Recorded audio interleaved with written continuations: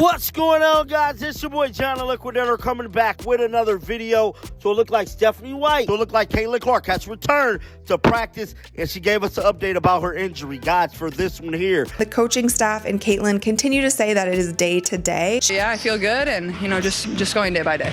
Caitlin Clark just dropped an injury update that has the entire WNBA holding its breath. And trust me, this is bigger than anyone expected.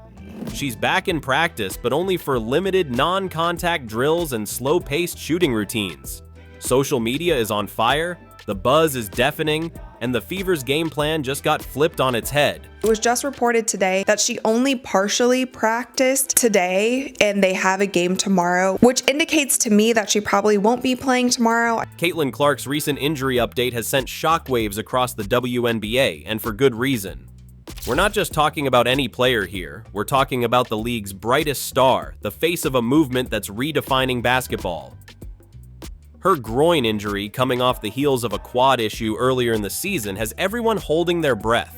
This isn't just about one player, it's about what she represents for the Indiana Fever, the WNBA, and its future. And that is the news that Caitlin Clark is out with a groin injury. WNBA television ratings down more than 50%. Let's dive into the timeline that led us here. Caitlin's quad injury earlier this season, on June 5th, was already a major concern, sidelining her for weeks and raising questions about whether she was rushed back too soon.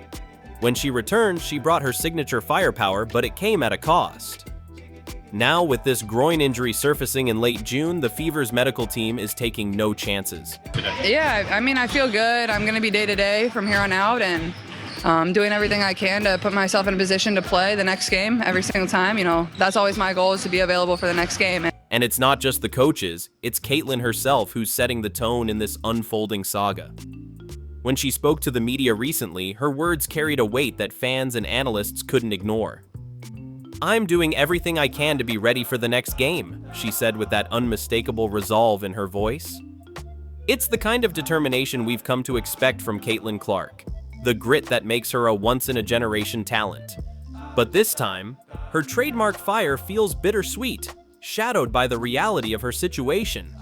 We did see the Indiana Fever playing much faster than they have been playing to start the season. And I think that's for two reasons. I think one is because Caitlin Clark is back in the mix, and other teams have to defend the Indiana Fever differently when Caitlin Clark is on the floor. Behind the scenes, Caitlin's participation in practice has been carefully choreographed. She's restricted to non-contact drills, running through shooting routines with precision, while her teammates handle the physical battles on the court. It's progress, yes, but it's also restraint, a slow march toward recovery rather than the lightning-fast moves we're used to seeing from her. Watching her on the court, moving with purpose but holding back, is a stark reminder of the delicate balance between her fierce drive and the necessity of safeguarding her future. Did she participate in everything? Yeah, no, she didn't participate in everything. She's still working her way. A lot of non-contact shooting stuff. We're just trying to progress slowly, making sure that we don't have any setbacks, so mostly offensive, non-contact work. Coach Stephanie White, a seasoned leader who knows the stakes, has made a decisive call. Caitlin will remain in the arena, but under strict limits. The plan? Keep her immersed in the team environment without risking her recovery. It's a tough love approach, blending encouragement with caution. This decision has drawn mixed reactions, with some praising the prudence and others questioning if the Fever are trying to rush their star back into action. Caitlin's hurt. I'm not going to be surprised if sometime soon the Indiana Fever pulls her and sits her for a few games. I think she is still battling some sort of injury. Caitlin's situation is nothing short of dramatic. A battle between her unyielding will to compete and the reality of a body that needs time to heal. Every non-contact drill, every carefully calculated step, is a chapter in this story of resilience. And as we watch it unfold, one thing is certain. Caitlin's journey back to full strength is a test of patience, perseverance, and the unwavering belief that she'll rise again. Clark going through practice. Now, in case you do not realize, tomorrow night, huge game for the Indiana Fever against the hated Cheryl Reeve-led Minnesota Lynx. Now, what's making this situation even more intense is the timing. The Fever are gearing up to face the Minnesota Lynx in the Commissioner's Cup, a game with serious stakes. Not only is there a $500,000 prize pool on the line, but it's also a measuring stick moment for the Fever. Minnesota is a powerhouse team, and going up against them without Caitlin feels like climbing a mountain without your best gear. They're watching her play because of the basketball, and she continues to prove her worth on the court every single time she steps on the court. And with that, she had a huge impact on elevating her entire team. This isn't just about the game itself, it's about what it symbolizes. The Fever are trying to establish themselves as a competitive force, and Caitlin is their cornerstone. Her absence isn't just felt on the court, it's felt in the locker room, in the stands, and across the league. Fans are worried, analysts are speculating, and even Caitlin's teammates are rallying to adapt. But it wasn't only her performance on the court that was worrying fans, it was also just her demeanor, her energy. It felt like something was wrong. The frustration runs deep. Many are pointing fingers at the Fever's handling of Caitlin's earlier return, questioning whether her current injury could have been avoided with more caution. It's a tough call. How do you balance the immediate needs of a struggling team with the long-term well-being of a generational talent? I hope that the team does well. They have Ari McDonald back, who has been proven to be a great point guard. And then there's the emotional toll. Caitlin isn't just any player, she's the WNBA's top vote getter, a player whose presence has elevated league merchandise sales by a staggering 550%. She's more than an athlete. She's a movement. Her ability to draw crowds and dominate headlines isn't just about her skill, it's about her charisma, her fire, and her role as a symbol of what women's basketball can be. So when Caitlin Clark announces an injury update, it's not just news, it's a seismic event. This isn't just about groin strains or medical protocols. This is about the heart of the WNBA, the face of its future, and the decisions that could shape her legacy for years to come. Scott Agnes posted this, and Caitlin Clark is right here. Yeah, she's right here in some tights. I've never seen Caitlin Clark in tights, I don't think. So here we go, right here. She's going through, getting some shots. Caitlin Clark is back in action, or at least kind of. Her return to practice has fans buzzing, but not without some raised eyebrows. Let's talk about her current routine, which can best be described as treading carefully with a side of optimism. Caitlin's practice time is limited to non-contact shooting drills. Picture her at Salesforce Court, nailing jumpers, grabbing her own rebounds, passing the ball, and then, here's the kicker, heading straight to the back of the line. No scrimmages, no aggressive drives to the basket, and certainly no defensive plays. It's a far cry from the Caitlin we're used to seeing, and yet there she is, flashing her signature smile and cracking jokes. Jovial as ever, but clearly holding back. Indiana Fever are up by 8 points, and Caitlin Clark was on the bench. A lot of us thought that she was done for the evening, but Coach Stephanie White put her back in, and as you can see with this play here, she gets a handoff from Aaliyah Boston, and then she fumbles the ball a little bit, and she falls to the ground. Reports from the gym paint an encouraging yet cautious picture. Her movements look fluid, her shots are falling, but the limitations are hard to ignore. The non-contact drills are telling. They scream, "We're not taking any chances here." It's all about rebuilding strength, testing her body's response, and ensuring there are no setbacks. Fans watching her clips are split. Some are thrilled to see her out there, while others are worried this might be too soon. Seems like there have been multiple occasions where it had been bothering her and nobody just knew to what extent that was. And honestly, who can blame them for being concerned? The memory of her quick return from that quad injury is still fresh. Critics argued that rushing her back then might have led to her current groin strain. Now, with the Fever gearing up for one of their biggest games of the season, the same question looms. Are they prioritizing short-term wins over Caitlin's long-term health? 3 weeks from now, but until then, a lot more on the Fever's agenda. They have a road game at Minnesota coming up on Tuesday night for the WNBA Commissioner's Cup, a championship on the line, a meaningful game on the line, and for the players, a $500,000 player pool purse. Speaking of big games, let's get into the Commissioner's Cup. The Fever are heading into battle against the Minnesota Lynx, one of the most consistent and disciplined teams in the WNBA. And here's the kicker. This isn't just any regular season game. There's a $500,000 prize pool on the line, a chance to make franchise history, and the opportunity to measure themselves against the league's best. But here's the problem. Caitlin Clark might not be on the court. Her absence is a game changer in every sense of the word. The Fever's entire strategy revolves around her court vision, her ability to create plays, and her knack for delivering in clutch moments. Without her, the team faces an uphill battle, especially against a Lynx squad that's not just good, they're annoyingly good. Cheryl Reeve is the coach that, of course, was involved in leaving Caitlin Clark off the Team USA 5-on-5 team. Minnesota's coach Cheryl Reeve adds another layer of drama to this matchup. If you remember, she played a controversial role in leaving Caitlin off the Team USA 5-on-5 roster. Yes, that Cheryl Reeve. It's like the basketball gods decided this game needed even more tension. While Caitlin might not be suiting up, her presence is still the biggest storyline heading into this showdown. It makes it so other players can get wide open three-pointers. It doesn't seem so crammed. Aaliyah Boston can get her touches as well. Kelsey Mitchell is able to create her shot because she has more space because there's not as much help side defense on her. The Fever's players are doing their best to stay positive. Kelsey Mitchell, one of the team's leaders, talked about the importance of gut check moments like these. She emphasized that this game is about more than just the scoreboard. It's about proving what the team is made of.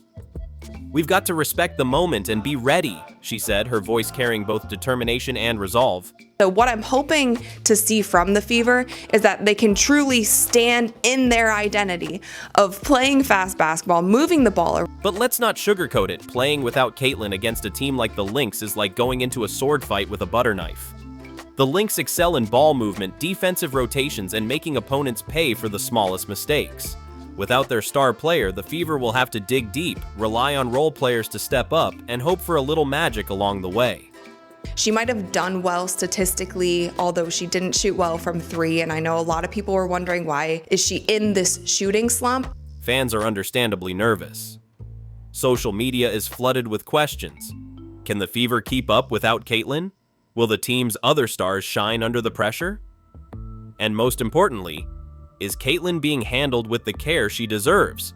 I think that they should rest her as long as they possibly need to. She has a long career ahead, and you don't want this injury to continue jumping around her leg. It's a lot to take in.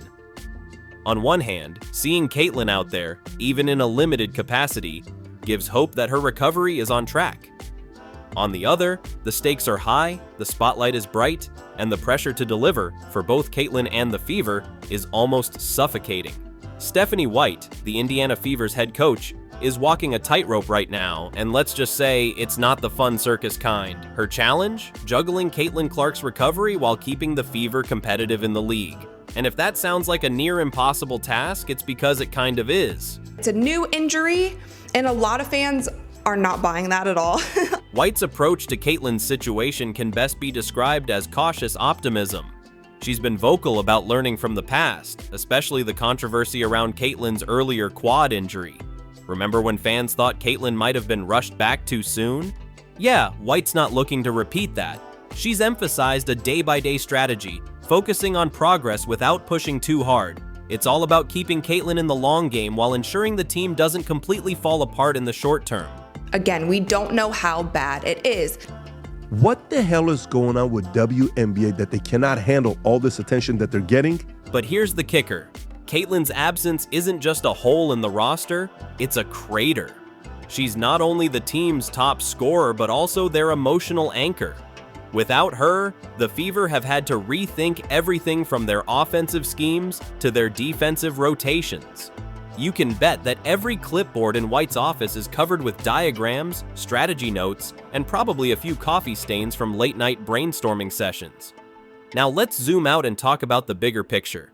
Because Caitlin's injury isn't just about the Fever, it's about the entire WNBA.